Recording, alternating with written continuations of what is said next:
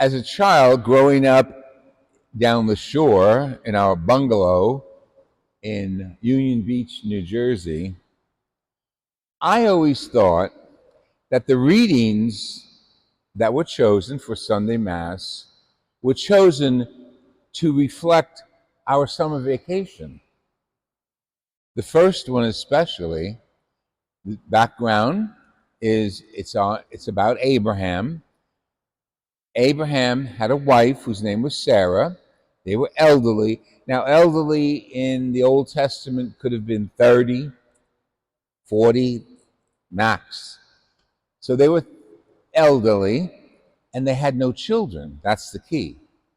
And they thought maybe they were sinners, they were burdened by God with this barrenness, something they did, and they were being punished. That's their mentality.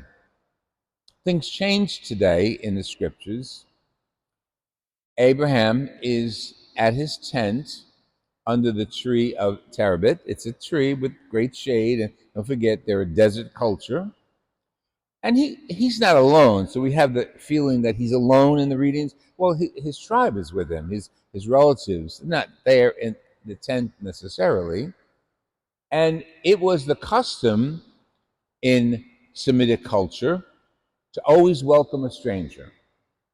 Now, that custom I thought was Italian because down the shore, my family always welcomed everybody. Our table was always set. We ate, especially during the good weather, in the backyard under a grapevine. I'm sure it seems very familiar to some of you. And it was a big table. My father and my uncle made the table so it could hold at least, if you had to, 20 people. But we were usually like 8, maybe 10 on Sundays.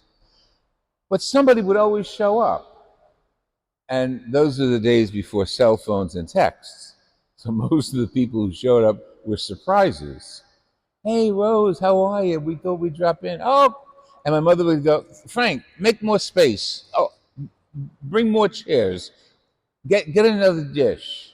And of course, whoever they were usually friends of my parents. We would have room and we would have an abundance of food. Well, so I'm hearing this scripture today, as you just heard it. Abraham is in his tent, and you don't hear in this section about Sarah, but she's right behind him, behind a veil. And 3 strangers appear at the door of the tent. Now, it says 3 strangers. There are so many interpretations of that. The strangers, the 3 of them, speak as one voice. So many years later, Christian anthropologists said that may have been a precursor of God speaking one person to Abraham, 3 people, one voice. So 3 people, one God. The image is there. Is it definitely the Trinity? We can't say. But they didn't come alone. No one walked the desert alone, even 3 people. You'd never do that alone. They probably came with their own caravan. Not unusual. And the leaders of the caravan, these 3, went into the tent and greeted Abraham. And what did he do? He called his wife and his associates to bring out food. Now, the food was 3 measures of flour and a calf. Now, I'm not a baker, so I had to look up what that meant. 3 measures of flour is around 60 pounds of flour. And a calf, you know how big cows are, so this is a calf. And they prepared it and cooked it. And he made biscuits from the bread. And again, I had to look that up. There were like 60 biscuits with that much bread. So it wasn't 3 people, it was 3 people and their caravan. Now, this is, I think, theologically appropriate for us to hear. So they set the food down, everybody ate, and the 3 people left and promised something to Abraham. Again, it doesn't make sense in this selection of the reading, but the full reading, extensive of the scriptures, they say, next year when we come back on our return route, your wife, Sarah, quote, the old lady, maybe 30, maybe 40, will have a child. Now she's in the next room, separated by a veil, and she laughs. And in Semitic culture, the phrase for laughing was to show your teeth. So she went like that. She laughed.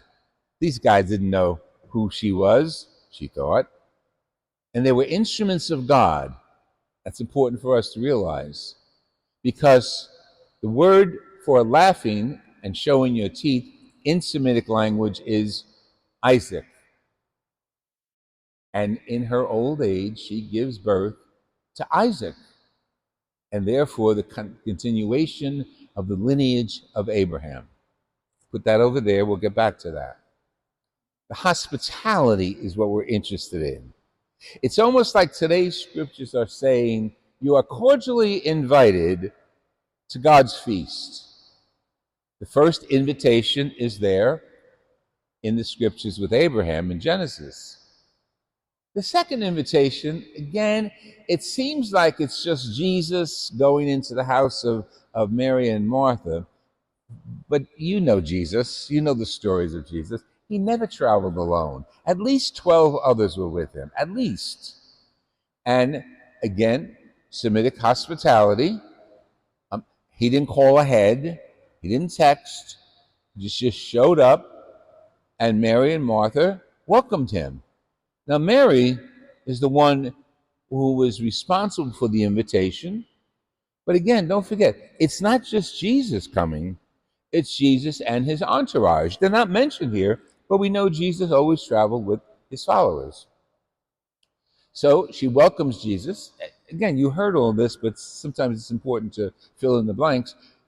And she decided, why did she invite Jesus? She invited Jesus to listen to him, to understand what his message was all about. So, as the custom is, when a teacher is sitting, you sit at his feet. And what did she do? She sat at the feet of Jesus. Now, Jesus is not alone. There's a few people there, at least 12. And poor Martha, she's serving food. She's bringing out the hummus. She's bringing out the bread. She's bringing out the lamb. She's going back and forth and giving them wine, giving them water. And then she finally says to Jesus, Basta, Jesus, tell Mary to get off her seat and help me. I'm doing all the work. Important for us, when Jesus comes by our lives, it's a good example to stop and listen to him, especially during the summer. That's why I thought these readings were chosen for the season. When we have time to go in our backyard, we have time to go on the beach, we have time to sit out our front door, to listen to Jesus in prayer, to be one with him in prayer. We're not busy. We have vacation. Sit and experience Jesus. But the problem is with that, it's only one-sided, as Martha pointed out. Jesus, I'm doing all the work, and she's just sitting, listening to you. Now, Jesus didn't want to have a conflict between Martha and Mary, the sisters, but he said something very interesting. You're so anxious. Just listen to that phrase for ourselves. You're so anxious about so many things. Us. You know the things that bother you, that cause anxiety. Hospitality, greetings, taking care of the family, taking care of the kids, taking care of yourselves. And Jesus is saying, look at Martha and Mary. She sat and listened to Jesus and brought Jesus into her life. And Martha, good that she's serving, because, we're hungry and we're hot. But of the two of you, she's chosen the best. And for us, it gives us a theological meaning and reason to serve, to take care of people. Because in the early church, there was a phrase, order et labora, work and prayer. And the phrase wasn't order vel labora, work or prayer. It was work and prayer. And these two women give us an example of what that is all about. To work for the kingdom, to work and do Jesus' work on earth, feeding the hungry, taking care of others, being hospitable. And we as a nation, well, I'm going to say the whole world right now, is so inhospitable to the various migrants coming in across the borders. Not getting involved with the politics of that. It would be great if the immigrants could stay where they belong, as our ancestors did, and come to the borders of the new country, whether it's in Europe or here, legally and appropriately, without being referred to as invaders. Our politics have to match up with our philosophy and our theology. So far, it hasn't. So we look sometimes at these people as invaders when we should be looking at them as guests in our country. And we're on the same page. We can't invite people who are going to take advantage of our system, take advantage of our families, take advantage of our society, and welcome them with their guns and knives and drugs. No, we know that. The proper way to welcome the stranger is to welcome who he or she is and welcome them as if we're welcoming them to our tables. So there's trust, there's prayer, there's hope, not just anxious, wholesale taking over. So let's go back to the scriptures, because the scriptures are filled with messages for us today. So Mary listens to Jesus, Martha serves, and Jesus says, I want you to realize, my words, that neither one of you is doing anything wrong, but she's getting her inspiration for why you are serving. And this is for us, 21st century. We listen to Jesus, we get his word into our lives, and then we have reason and foundation to serve the poor, to welcome the homeless. We as a church do that every day. Not on the borders of our cities and our countries. We do that every day through Catholic charities, through our own parish missions, our own activities in the parish. And every other parish has their own way of hospitality to the stranger. You know as well as I do that the Catholic Church is the largest distributor to the poor of food, clothing, water, drink, the largest in our nation. So we're doing something right, but while we're doing it right, there's always that undercurrent, and my grandmother used to say, "Julazia mangiloki," jealousy eats people's eyes out. If you're not doing it my way, you're doing it wrong. That's not what our theology is. Jesus honored Mary, honored Martha for what they were doing. Didn't say you're doing it wrong. He really emphasized you got to do it together. So you and I need to open our doors and our hearts to our family, our friends, just like my parents, Frank and Rose, did on every Sunday in Union Beach, and our own homes here, wherever we are. Again, reality, we know what society is like today. We can't, I have to say it, trust anybody. We have to be careful who we trust. And that's not unusual. I'm sure that existed in the time of Jesus. So maybe with his entourage, you might say his soldiers, they were really his apostles who often protected him. Maybe he was there to vet those who were coming to Martha and Mary's table. I don't know. But we can't be senseless when we're opening our doors to the stranger or to our family. And you know, family is wonderful, family is necessary, but you know, you choose your friends, you don't choose your family. So not all of them are going to be up to par. But that doesn't stop us.